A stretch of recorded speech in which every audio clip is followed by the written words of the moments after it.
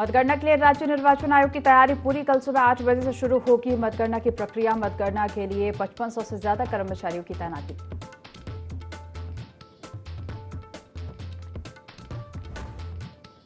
उत्तराखंड निकायों में प्रशासकों का 3 महीने के लिए बड़ा कार्यकाल। शहरी विभाग के प्रमुख सचिव आर.के. सुधांशु ने दिया आदेश। आदर्श आचार संहिता लागू होने से निर्वाचन प्रक्रिया में देरी।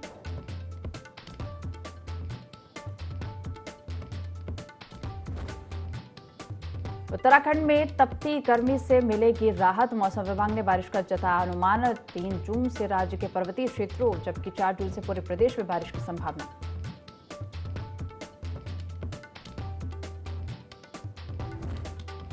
चारधाम यात्रा ने बनाया नया कीर्तिमान। श्रद्धालुओं का आंकड़ा पहुंचा 15 लाख के पार। केदारनाथ धाम में सर्वाधिक तीर्थयात्रियों ने किए दर्शन।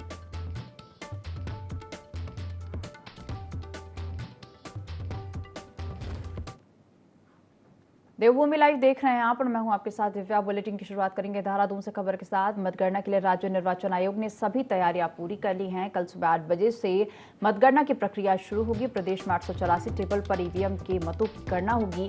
डाक मतपत्रों की गिनती के लिए लगाई गई 218 टेबल। मतगणना के लिए 5500 से ज्यादा कर्मचारियों की तैनाती रहेगी। उत्तराखंड में लोकसभा की 5 सीटों के लिए 19 अप्रैल को मतदान हुआ था।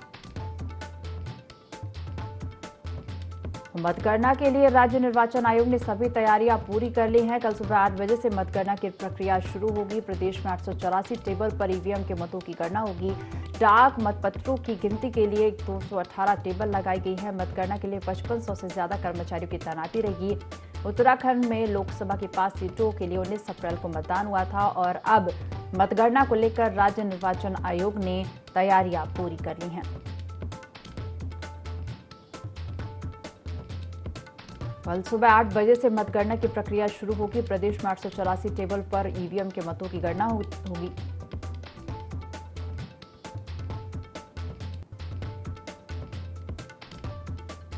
डाक मतपत्रों की गिनती के लिए 218 टेबल लगाई गई हैं। मतगणना के लिए 5500 से ज्यादा कर्मचारियों की तैनाती रहेगी।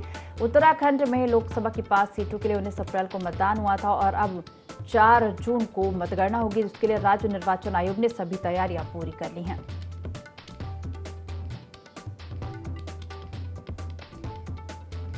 कल सुबह 8 बजे से मतगणना की प्रक्रिया शुरू होगी। प्रदेश में 884 टेबल पर ईवीएम के मतों की गणना होगी। डाक मतपत्रों की गिनती के लिए 218 टेबल लगाई गई हैं। मतगणना के लिए 5500 से ज्यादा कर्मचारियों की तैनाती रहेगी। उत्तराखंड में लोकसभा की 5 सीटों के लिए 19 अप्रैल को मतदान हुआ था।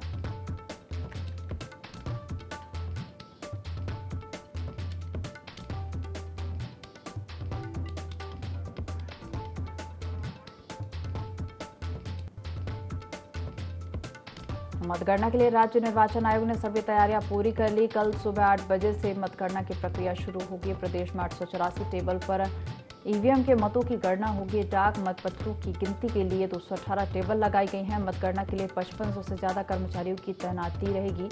उत्तराखंड में लोकसभा की 5 सीटों के लिए 19 अप्रैल को मतदान हुआ था।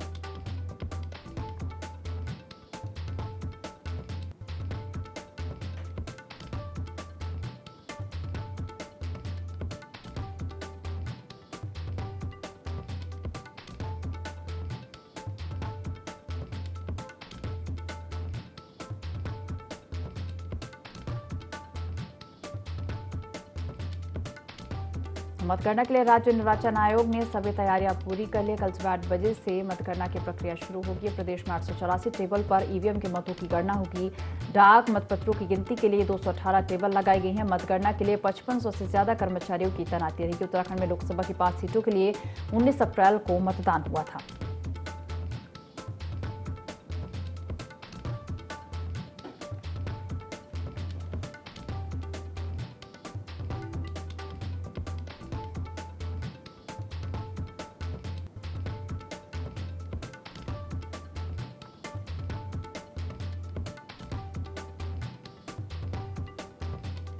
तो आपको बता दें 4 जून को मतगणना होगी और मतगणना के लिए राज्य निर्वाचन आयोग ने सभी तैयारियां पूरी कर ली हैं। सुबह 8 बजे से मतगणना की प्रक्रिया शुरू होगी।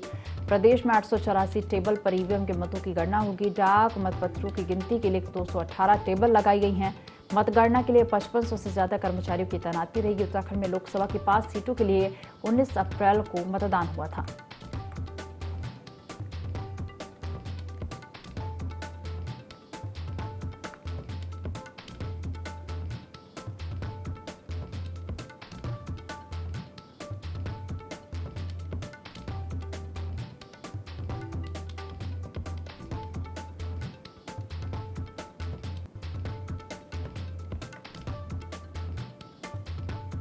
तो देहरादून से खबर आपको बता रहे जहां मतगणना के लिए राज्य निर्वाचन आयोग ने सभी तैयारियां पूरी कर ली हैं। कल सुबह 8 बजे से मतगणना की प्रक्रिया शुरू होगी। प्रदेश में 884 टेबल पर ईवीएम के मतों की गणना होगी। डाक मतपत्रों की गिनती के लिए 218 टेबल लगाई गई हैं। मतगणना के लिए 5500 से ज्यादा कर्मचारियों की तैनाती रहेगी।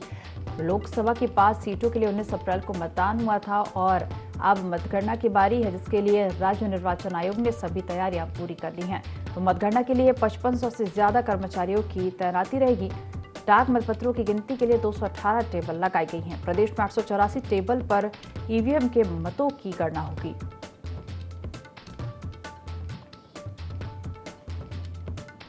तो सुबह 8 बजे से मतगणना की प्रक्रिया शुरू होगी।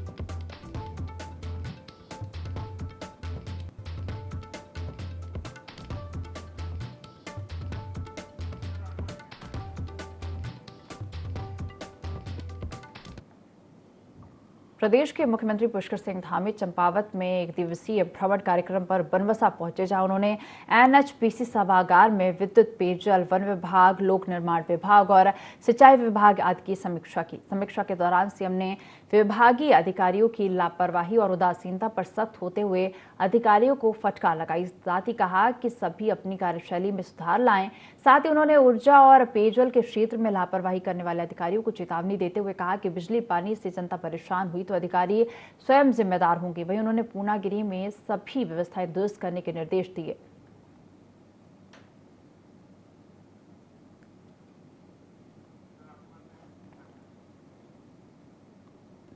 तो देहरादून में 4 जून यानी कल होने वाली मतगणना को लेकर निर्वाचन आयोग ने सभी तैयारियां पूरी कर ली है। 4 जून को सुबह 8 बजे से वोटों की गिनती शुरू होगी। ईवीएम के मतों की गणना के लिए 884 टेबल लगाई गई हैं, जबकि डाक मतपत्रों की गिनती के लिए 218 टेबल लगाई गई हैं। ईवीएम और डाक मतों की गणना एक साथ होगी। मुख्य निर्वाचन अधिकारी BVRC पुरुषोत्तम ने बताया कि मतगणना स्थल पर 3 लेयर सिक्योरिटी रहेगी।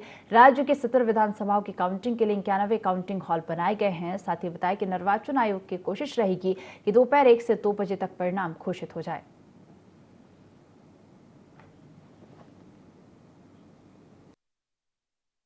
साइज है उसको देखते हुए लगा है। पूरा स्टेट में हमने लगभग 870 असेंबली कॉन्स्टिट्यूंसी से 70 असेंबली कॉन्स्टिट्यूंसीज के लिए 91 हमने काउंटिंग हॉल्स लगाए हैं और उसमें मेज जैसा टेबल की संख्या है लगभग 884 टेबल्स की हमने वहां पर इंतजाम किया है और हमारा प्रयास है कि त्वरित रूप में काउंटिंग खत्म करें। लगभग 1 बजे 2 बजे तक हम रिजल्ट देने की पोजीशन में रहे। चुनाव आयोग ने लापरवाही बरतने पर एडीएम वित्त और राजस्व रामजी शरण शर्मा को सस्पेंड कर दिया। चुनाव आयोग के इस एक्शन पर भाजपा प्रदेश प्रवक्ता कमलेश रमन का कहना है कि कुछ गलतियां यदि हुई हैं तो सरकार और सीएम धामी मामले का संज्ञान ले रहे हैं। उन्होंने कहा कि कोई वजह रही होगी जिसके आधार पर सस्पेंशन किया गया और जांच में सच सामने आएगा। नहीं, देखिए ऐसा नहीं है। अगर कुछ गलतियां की हैं तो उसमें मुझे लगता है कि सरकार भी उसमें संज्ञान ले रही है और धामी जी भी उसमें संज्ञान लेने का काम करें, क्योंकि मुख्यमंत्री जी हैं और ऐसा नहीं है कि उनको चुनाव में लगाया इसीलिए शायद उनको सस्पेंड किया। तो कोई ना कोई ऐसी वजह होगी जिसकी जांच होगी और जांच में सारी चीजें निकल के बाहर आ जाएंगी। तो 4 जून को होने वाली मतगणना को सफलतापूर्वक संपन्न कराने के लिए जिला निर्वाचन अधिकारी और पुलिस अधीक्षक ने प्रेस वार्ता की। इस दौरान डीएम ने कहा कि लोकसभा चुनाव को शांतिपूर्वक संपन्न कराए जाने को लेकर सभी तैयारियां पूरी कर ली गई है। चंपावत के दोनों विधानसभाओं 54, लोहाघाट और 55 चंपावत के लिए जिला मुख्यालय के गौरल चौड़ मैदान स्थित मतगणना केंद्र वन पंचायत भवन और नगर पालिका हॉल में संपन्न होगी। साथ ही कहा कि मतगणना स्थल में कोई भी कार्मिक एजेंट व्यक्ति मोबाइल नहीं ले जा पाए। इस सभी के मोबाइल मतगणना स्थल के बाहर ही जमा कराया जाए और इसके लिए एक प्रभारी और कार्मिक तैनात किए जाए। दोनों विधानसभा में मतगणना 14 राउंड में संपन्न होगी। मतगणना सुबह 8 बजे से शुरू की जाएगी। तो हमारे माननीय निर्वाचन आयोग द्वारा जो निर्धारित शेड्यूल है उसके अनुरूप 4 जून मंगलवार को ठीक प्रातः 8 बजे माननीय प्रेक्षक महोदय की उपस्थिति में स्ट्रांग रूम्स जो हमारे 2 विधानसभा के हैं वो ARO साहिबान द्वारा और जो हमारे पॉलिटिकल एजेंट्स हैं उनके सामने खोला जाएगा। विधानसभा चंपावत में 12 टेबल्स हैं और विधानसभा लोहाघाट में 14 टेबल्स निर्धारित किए हैं। इस प्रकार दोनों ही विधानसभाओं में ये गणना जो है 14 राउंड की चलेगी। 14 राउंड की गणना के बाद ये रिजल्ट कंपाइलेशन के लिए RO अल्मोड़ा के समक्ष प्रस्तुत कर दिया जाएगा। इलेक्शन कमीशन ऑफ इंडिया के गाइडलाइंस के हिसाब से 3 कॉर्डन्स में इसकी सुरक्षा व्यवस्था की जा रही है। जो भी ITBP IRB और पुलिस का 3rd कॉर्डन इस तरीके से की जा रही है। इसके अलावा हमारे स्टाफ EVM और पॉलिटिकल एजेंट के एंट्री एग्जिट पे चेकिंग फ्रिस्किंग के अरेंजमेंट्स DFM DHHMD रखे जा रहे हैं। मीडिया सेंटर में पुलिस व्यवस्था रहेगी। जो मतगणना के बाद EVM का मूवमेंट रहेगा वो प्रॉपर एस्कॉर्ट के साथ में रहेगा। टनकपुर पिथौरागढ़ राष्ट्रीय राजमार्ग में टनकपुर से पिथौरागढ़ की ओर मुर्गियों को ले जा रहा वाहन स्वाला में दुर्घटनाग्रस्त हो गया। वाहन NH से गिरकर करीब 200 मीटर नीचे धोन भडोली रोड में जा गिरा। वहां दुर्घटना में एक व्यक्ति की मौके पर ही मौत हो गई, जबकि एक व्यक्ति गंभीर रूप से घायल हो गया है। घायल व्यक्ति को जिला चिकित्सालय चंपावत पहुंचाया गया। वहीं मुख्यमंत्री पुष्कर सिंह धामी के बनबसा में होने वाले कार्यक्रम के लिए बनबसा जा रहे DM चंपावत नवनीत पांडे और SP अजय गणपति ने दुर्घटना स्थल में जाकर ग्रामीणों की मदद से घायल व्यक्ति को खाई से निकलवाकर NH तक पहुंचाया और चंपावत जिला चिकित्सालय भिजवाया और मृतक के शव को बाहर निकाला गया। DM और SP के द्वारा घायल व्यक्ति की मदद को आगे आए ग्रामीणों की सराहना की गई और उन्हें धन्यवाद भी दिया गया।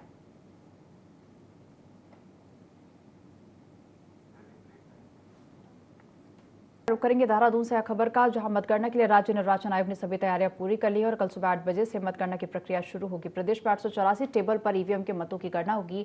डाक मतपत्रों की गिनती के लिए 218 टेबल लगाई गई है। तो आपको बता दें, कल सुबह 8 बजे से मतगणना की प्रक्रिया शुरू होगी और इसी पर ज्यादा जानकारी लेंगे सहयोगी विनय सूद हमारे साथ लाइव जुड़ गए हैं। विनय, कल 4 जून को मतगणना होगी और इसके लिए राज्य निर्वाचन आयोग ने भी सभी तैयारियां पूरी करनी है। बिल्कुल, देखिए आपको बता दें कि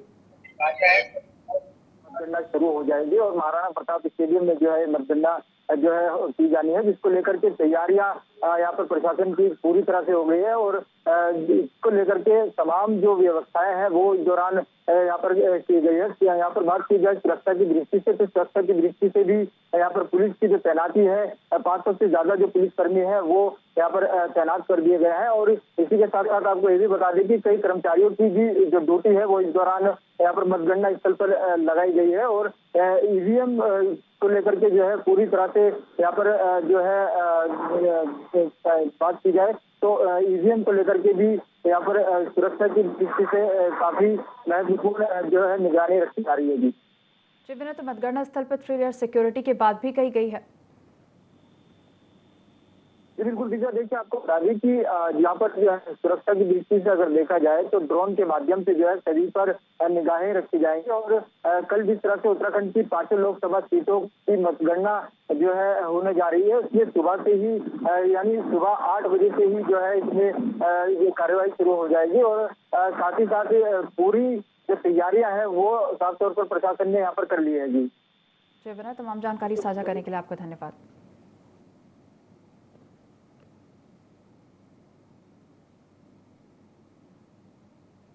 तो मतगणना को लेकर तैयारियां पूरी हो गई है और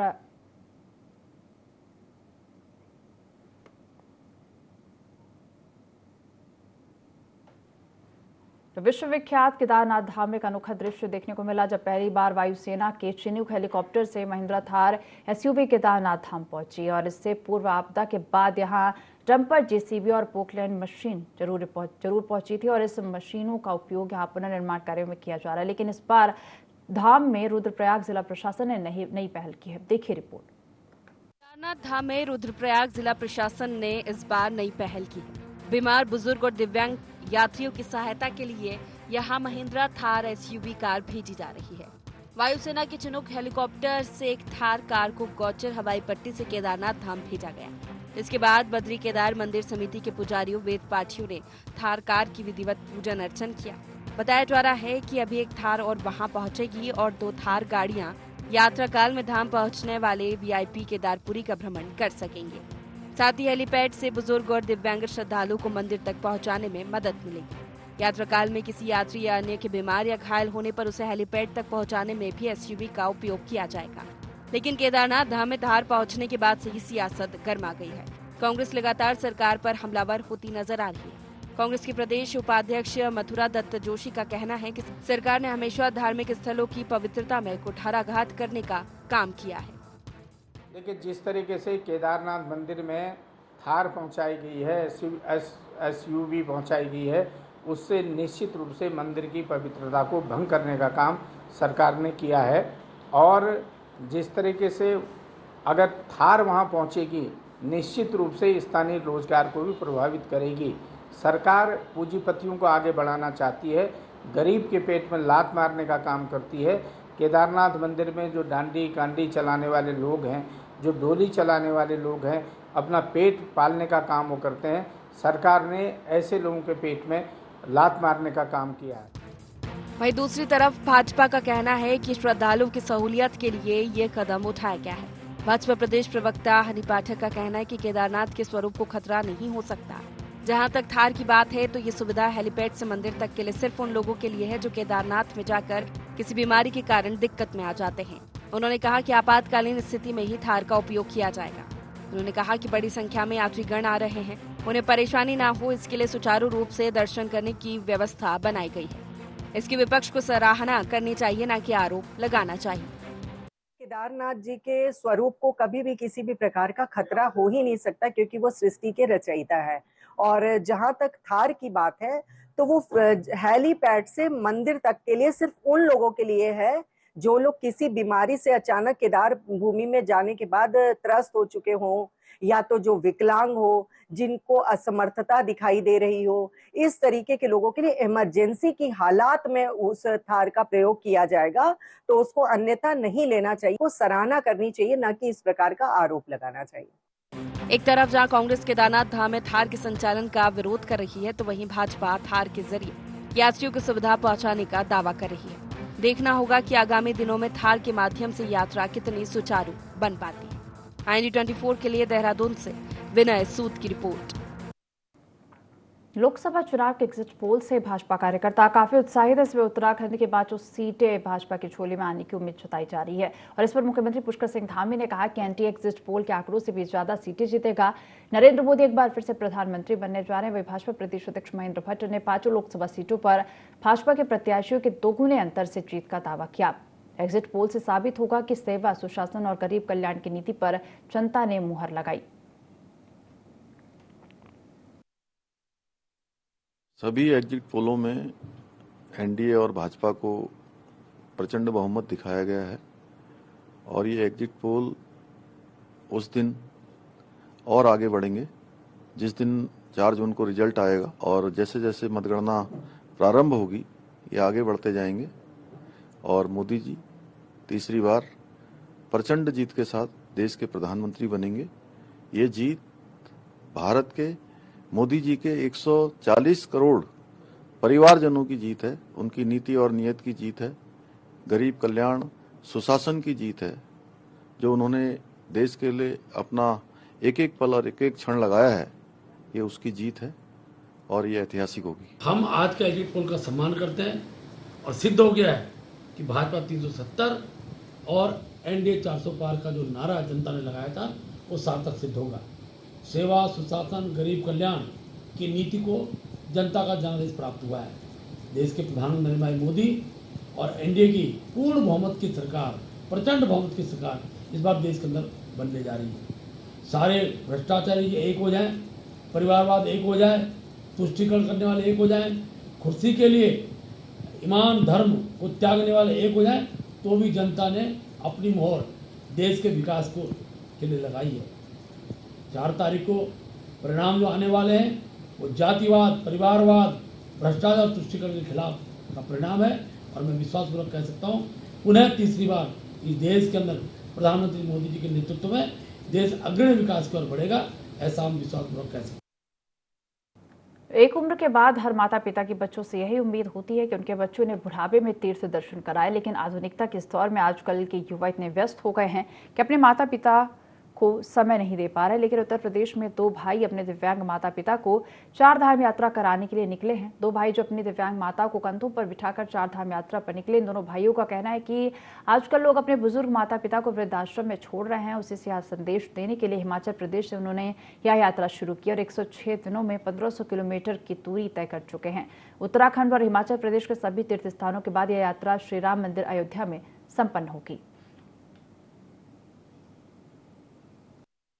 इस यात्रा को हमने जो प्रारंभ किया था 18 फरवरी 2024 को किया था और आज चलते चलते हमें लगभग 105 ही दिन हो चुके हैं और अभी तक हमारा काफ़ी सफ़र जो है तय हो चुका है, जैसे कि हरिद्वार, मनसा देवी, चंडी देवी, वीरभद्र, नीलकंठ, सुरकुंडा देवी और गंगोत्री और यमुनोत्री। अभी इसके पश्चात हम केदार बाबा के दर्शन करेंगे और बद्रीनाथ भी जाएंगे और अंत में हम अयोध्या राम मंदिर जाएंगे। उसके पश्चात पैदल ही हम अपने घर भी जाएंगे और इसका उद्देश्य सनातनियों को जगाना, माता पिता के प्रति, गुरुजनों के प्रति जो प्रेम भाव है बनाए रखना है।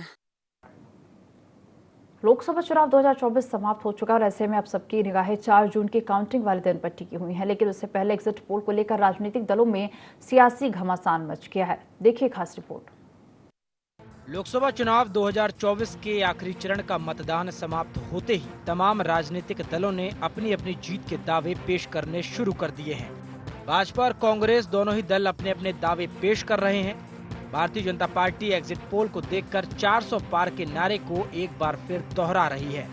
उत्तराखंड भाजपा के प्रदेश संगठन महामंत्री आदित्य कोठारी ने कहा कि भारतीय जनता पार्टी शुरू से ही कह रही है कि जिस तरीके से भाजपा ने युवाओं के हित में, गरीबों के हित में विकास के कार्य किए हैं, उनके आधार पर भारतीय जनता पार्टी 400 पार सीटें लाने जा रही है और प्रधानमंत्री नरेंद्र मोदी तीसरी बार देश के प्रधानमंत्री बनने जा रहे हैं। आदित्य कोठारी ने कहा कि जिस तरीके से एग्जिट पोल आए हैं, उससे साफ जाहिर होता है कि देश की जनता ने मोदी के विकास कार्यों पर मोहर लगाई है। जनता पार्टी प्रारंभ से ही कह रही है कि जिस तरह से मोदी जी ने देश के गरीबों के हित में, युवाओं के हित में और विकास के लिए जितने काम देश भर में किए हैं, उसके आधार पर इस बार भारतीय जनता पार्टी 400 से अधिक सीटें जीत करके तीसरी बार मोदी जी देश के प्रधानमंत्री बनेंगे। एक ओर जहां Bharatiya Janata party exit poll को देखकर गदगद हो रही है, तो वहीं दूसरी ओर विपक्षी दल कांग्रेस एग्जिट पोल को हवाई बता रहा। कांग्रेस के प्रदेश संगठन उपाध्यक्ष मथुरा दत्त जोशी ने कहा कि कांग्रेस कार्यकर्ता लोकतंत्र में विश्वास करने वाले हैं, लोकतांत्रिक संस्थाओं में विश्वास करने वाले लोग हैं। मथुरा दत्त जोशी ने कहा कि हमारा भरोसा है कि इस देश की महान जनता ने इंडिया गठबंधन के पक्ष में मतदान किया है और इस देश में 4 जून को इंडिया गठबंधन की सरकार बनने जा रही है। मथुरा दत्त जोशी ने कहा कि हम कभी बीजेपी की तरह घमंड में बात नहीं करते। हमने कभी यह नहीं कहा कि हम 400 पार करेंगे। हम लोकतंत्र में विश्वास करने वाले लोग हैं, लोकतांत्रिक संस्थाओं में विश्वास करने वाले लोग हैं। हमारा भरोसा है कि निश्चित रूप से इंडिया गठबंधन के पक्ष में इस देश की महान जनता ने मतदान किया है और इस देश में 4 तारीख को इंडिया गठबंधन की सरकार बनने जा रही है। हम भाजपा की तरह घमंड नहीं बोलते हैं। हमने भाजपा की तरह ये कभी नहीं कहा कि हम 400 पार जाएंगे या हम इतने पार जाएंगे। मतगणना से पहले भाजपा और कांग्रेस अपनी अपनी जीत के दावे कर रही है। एक ओर जहां एग्जिट पोल को लेकर भाजपा गदगद दिखाई दे रही है, तो वहीं कांग्रेस इसे सिरे से नकार रही है। लेकिन इन एग्जिट पोल में कितनी सत्यता है, यह तो 4 जून को ही स्पष्ट होगा। IND 24 के लिए देहरादून से विनय सूद की रिपोर्ट। इस बुलेटिन में फिलहाल इतना ही। आप देखते रहिए IND 24। नमस्कार।